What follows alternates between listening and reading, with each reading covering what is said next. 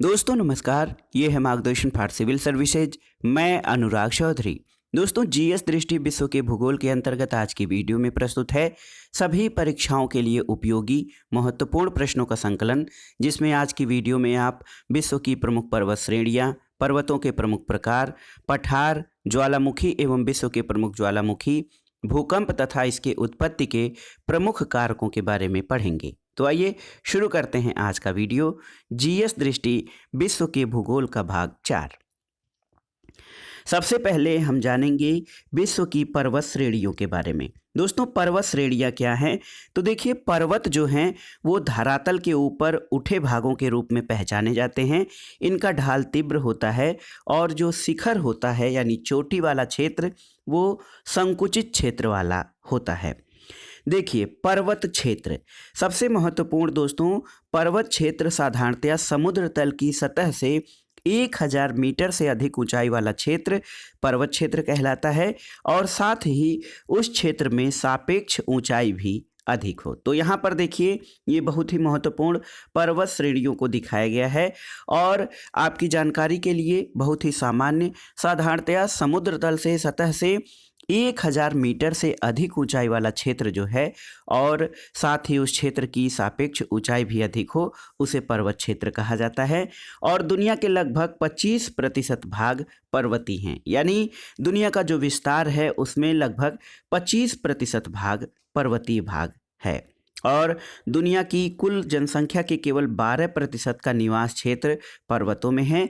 और एक जानकारी, भारत में गिरिडीह झारखंड के निकट पारसनाथ को पहाड़ी कहा जाता है और इसकी औसत ऊंचाई 1366 मीटर होने के बावजूद गिरिडीह झारखंड के निकट जो पारसनाथ पहाड़ी है इसको पर्वत नहीं बल्कि पहाड़ी कहा जाता है, जबकि इसकी औसत ऊंचाई 1366 मीटर है। आइए दोस्तों विश्व की प्रमुख पर्वत श्रेणियों के बारे में जानते हैं। सबसे महत्वपूर्ण मोड़दार या वलित पर्वत। दोस्तों मोड़दार या वलित पर्वत श्रेणी जो होती हैं उनका निर्माण संपीड़न और वलन की शक्तियों के द्वारा होता है। इनकी विशेषता ये है कि ये दुनिया के सर्वाधिक ऊंचे और विस्तृत पर्वत हैं। इसके उदाहरणों में देखिए एंडीज पर्वतमाला की विशेषता ये है कि ये दुनिया की सबसे लंबी पर्वत श्रेणी है और इसका सर्वोच्च बिंदु एकांकांगुआ है। राकी पर्वत ये भी मोड़दार और वलित पर्वत का उदाहरण है। इसकी स्थिति राकी पर्वत उत्तरी अमेरिका में है। इसका सर्वोच्च पर्वत शिखर या सर्वोच्च बिंदु माउंट एल्बर्ट है। तो याद रखिएगा दोस्तों, मोड़दार या वलित पर्वत जिसको फोल्डेड माउंटेन कहा जाता है, ये संपीड़न और वलन की शक्तियों द्वारा बनते हैं और दुनिया के सर्वाधिक ऊंचे और विस्तृत पर्वत मोड़दार पर्वत हैं। आइए देखते हैं, यहाँ पर देखिए दोस्तों विश्व के प्रमुख नवीन पर्वत या वलित पर्वत श्रेणियों के प्रमुख तथ्यों को देखिए। तो यहाँ पे आप देख सकते हैं दोस्तों, हिमालय पर्वत ये दुनिया के नवीन पर्वत श्रेणियों के अंतर्गत आता है।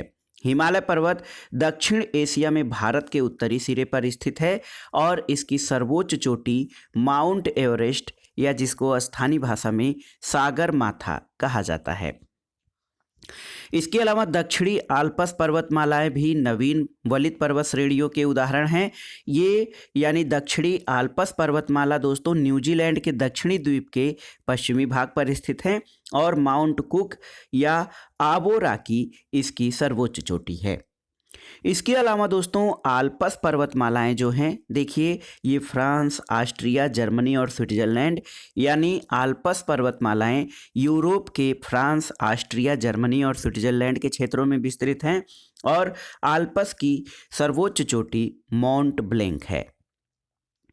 कुछ परीक्षोपयोगी तथ्यों को देख लेते हैं। दोस्तों देखिए बहुत ही महत्वपूर्ण है, राकी और एटलस पर्वत किसके उदाहरण हैं? तो ये वलित पर्वत के उदाहरण हैं। पर्वतों का सागर किसे कहा जाता है? ब्रिटिश कोलंबिया पठार को पर्वतों का सागर कहते हैं। व्हाइट पर्वत कहाँ पर स्थित है? तो दोस्तों कैलिफोर्निया संयुक्त राज्य अमेरिका में व्हाइट पर्वत या सफ़ेद पर्वत स्थित है। अपलेशियन एक प्राचीन पर्वत है जिसका निर्माण कब हुआ था? तो कैलिडोनियन युग में दोस्तों ये अपलेशियन पर्वत का निर्माण हुआ था। ब्लैक पर्वत कहाँ पर स्थित है? तो ये नॉर्थ कैरोलिना प्रांत संयुक्त राज्य अमेरिका में ब्लैक पर्वत स्थित है। आइए देखते हैं यहाँ पर गुंबदाकार पर्वत के बारे में। दोस्तों, गुंबदाकार पर्वत जो होता है, इसका निर्माण ज्वालामुखी क्रिया और स्थलीय उभार के कारण होता है। गुंबदाकार पर्वत ये भी पर्वतों का एक प्रकार है और इसका निर्माण ज्वालामुखी क्रियाओं और स्थलीय उभार के कारण होता है। इसके उदाहरण देख लेते हैं दोस्तों। संयुक्त राज्य अमेरिका के सिनसिनाटी उभार, ब्लैक हिल और बिग हॉर्न ये गुंबदाकार पर्वत के उदाहरण हैं। इसके अलावा जापान का फ्यूजियामा और इक्वेडोर का कोटोपैक्सी, जिसका निर्माण ज्वालामुखी क्रियाओं द्वारा हुआ है, ये भी गुंबदाकार पर्वत के उदाहरण माने जाते हैं। तो फ्यूजियामा जापान और कोटोपैक्सी इक्वेडोर। मिश्रित या जटिल पर्वत क्या हैं दोस्तों? देखिए, मिश्रित या जटिल पर्वत जो हैं, इनके उदाहरण में संयुक्त राज्य अमेरिका की सियरा निवादा और एनाकोंडा पर्वत श्रेणियां ये मिश्रित या जटिल पर्वतों के उदाहरण हैं।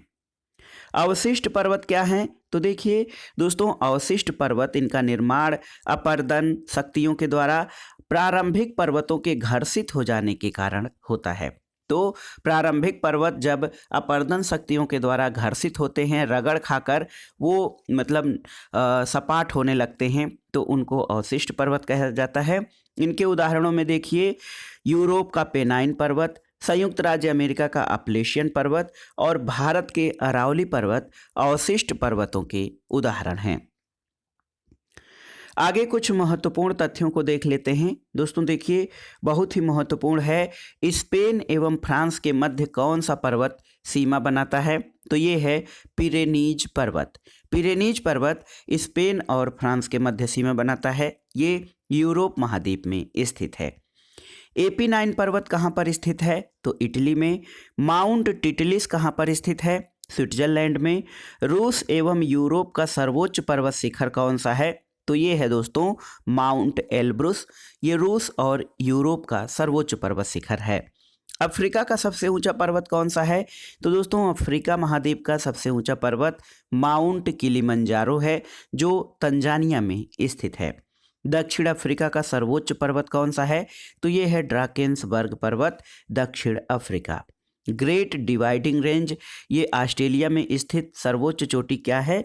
दोस्तों, ग्रेट डिवाइडिंग रेंज जो ऑस्ट्रेलिया में स्थित है, इसकी सर्वोच्च चोटी है कोसिस्को पर्वत शिखर। याद रखिएगा, ग्रेट डिवाइडिंग रेंज की सर्वोच्च चोटी कोसिस्को पर्वत शिखर है। और ये प्रश्न इंपॉर्टेंट है, परीक्षा में आगे पूछा जा सकता है।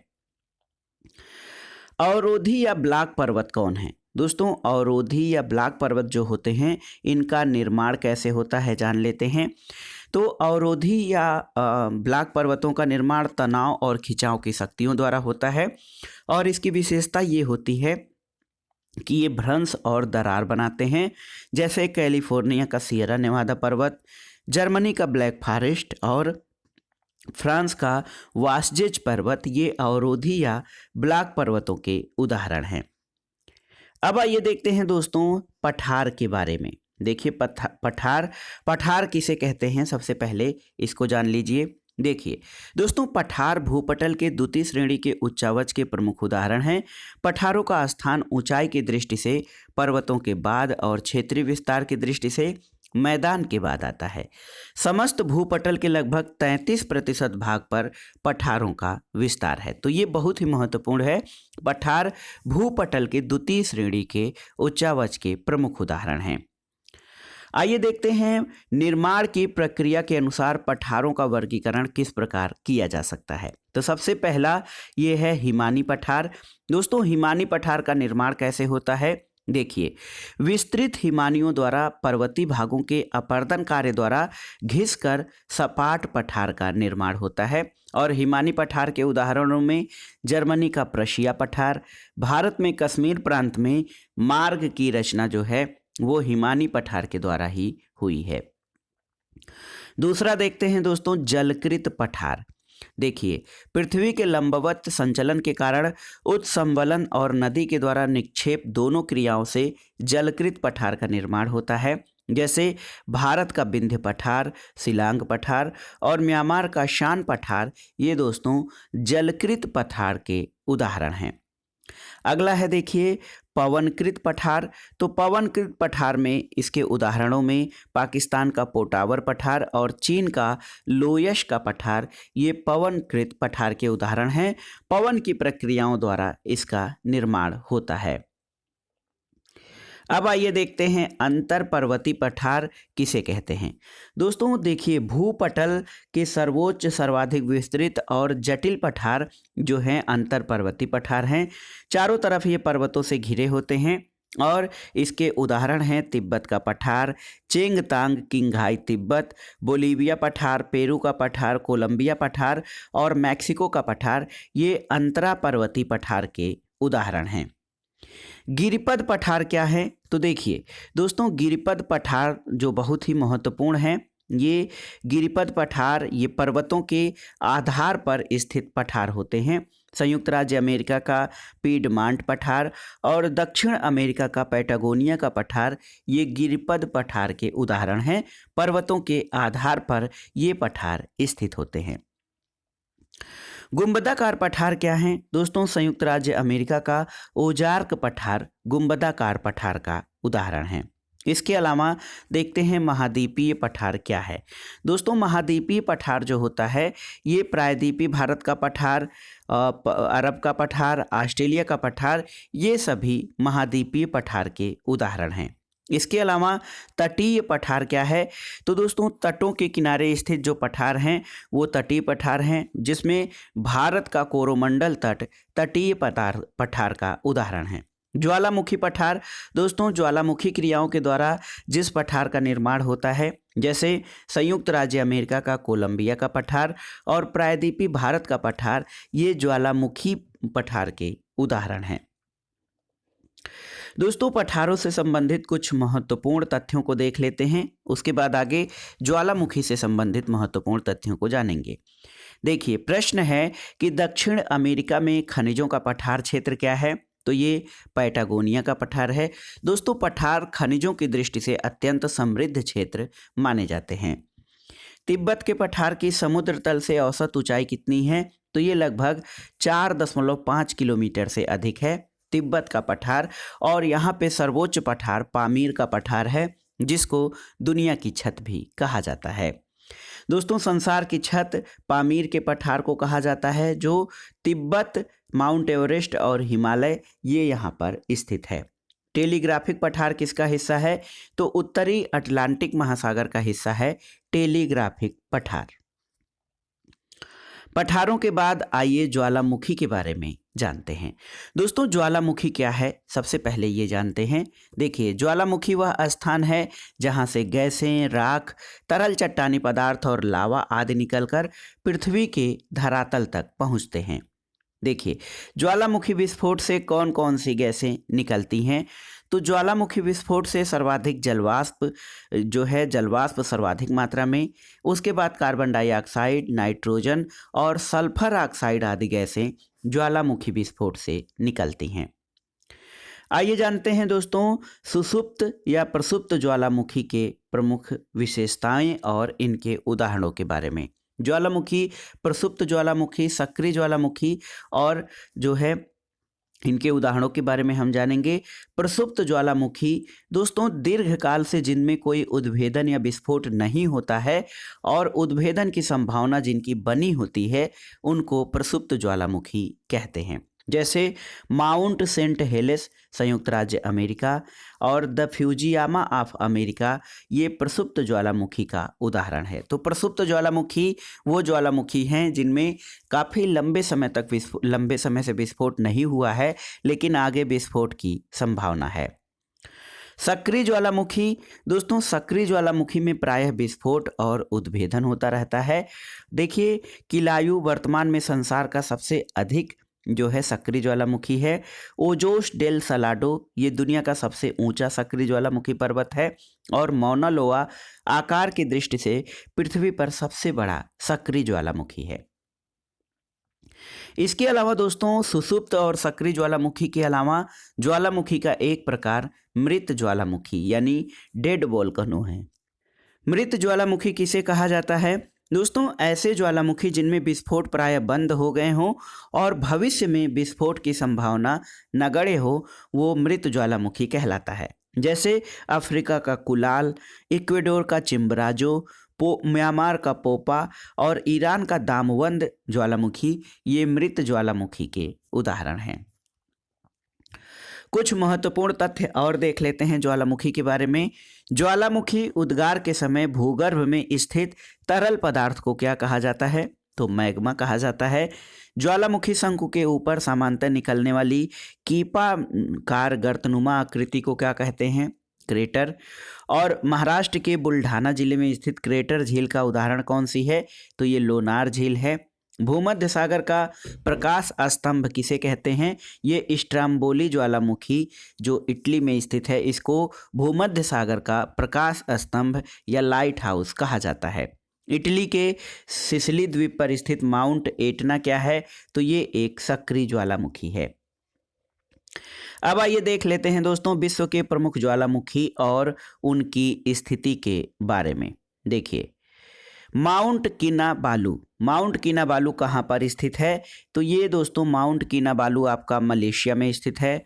अलबुर्ज ईरान में, कोलिमा मैक्सिको में, माउंट रेनियर ज्वालामुखी संयुक्त राज्य अमेरिका में है, माउंट ताल ये फिलीपींस में है, विसुबियस इटली में स्थित है, कोटोपैक्सी इक्वेडोर में, पोपो कैटेपिटल दोस्तों ये मैक्सिको में है, माउंट सस्ता यानी सस्ता महंगा, तो देखिए माउंट सस्ता संयुक्त राज्य अमेरिका में है, मायोन फिलीपींस में है।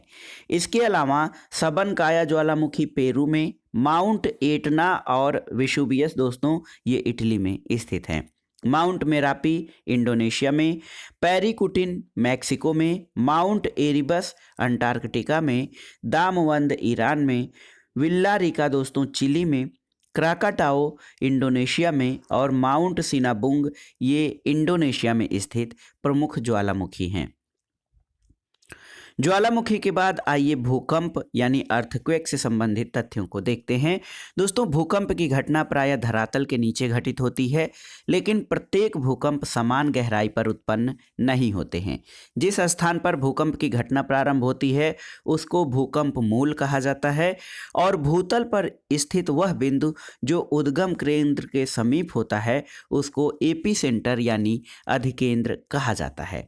आइए जानते हैं भूकंप के लिए जो उत्तरदायी प्राथमिक अथवा प्रधान तरंगे होती हैं उनके बारे में। दोस्तों भूकंप के लिए जो प्राथमिक तरंगे होती हैं उनको अनुदैर्घ्य तरंग भी कहा जाता है और प्राथमिक यानी अनुदैर्घ्य तरंगों की गति सर्वाधिक होती है और इनका संचरण पृथ्वी के प्रत्येक भाग में यानी ठोस, द्रव और गैस तीनों में होता है और प्राथमिक तरंगे ध्वनि तरंगों के समान होती हैं और इनका प्रभाव द्वितीयक और धरातली तरंगों से कम होता है। द्वितीयक तरंगों के बारे में जानते हैं दोस्तों। द्वितीयक तरंगें क्या हैं और इनकी विशेषताएं क्या होती हैं। दोस्तों द्वितीयक अथवा गौड़ तरंगे जो सेकेंडरी वेव्स होती हैं इनकी गति प्राथमिक तरंगों से अपेक्षाकृत कम होती है। इनको आड़ी या अनुप्रस्थ लहरें कहा जाता है। दोस्तों द्वितीयक तरंगें ठोस में गमन कर सकती हैं लेकिन द्रव माध्यम से नहीं गुजर पाती हैं और इनकी विशेषता प्रकाश तरंगों के समान होती है और लेकिन द्वितीयक तरंगों का प्रभाव प्राथमिक तरंगों से अधिक लेकिन धरातली तरंगों से कम होता है। तीसरा जो है दोस्तों ये धरातलीय तरंगे हैं। धरातली तरंगों की गति प्राथमिक और द्वितीयक तरंगों की अपेक्षा कम होता है। इनको लंबी तरंग भी कहा जाता है। दोस्तों इनकी प्रकृति सर्वाधिक विनाशकारी होती है। जो धरातली तरंगे हैं ये सर्वाधिक विनाशकारी होती हैं और पृथ्वी का पूरा चक्कर लगाकर अधिकेंद्र पर ये पहुंचती हैं। भ्रमण पथ इनका पृथ्वी का धरातली भाग होता है और ये लंबी तरंगे होने के कारण सर्वाधिक विनाशकारी और खतरनाक होती हैं। आइए देखते हैं दोस्तों महत्वपूर्ण तथ्यों को। देखिए भूकंप अधिकेंद्र सदैव भूकंप मूल के ठीक ऊपर स्थित होता है। किसने कोण पर? तो समकोण पर। भूकंप के फलस्वरूप समुद्र में उठने वाली तरंगें कौन सी होती हैं? सुनामी। और प्रशांत महासागर में भूकंप और ज्वालामुखी से प्रायः प्रभावित परिक्षेत्र इसको रिंग ऑफ फायर या अग्निवलय कहा जाता है।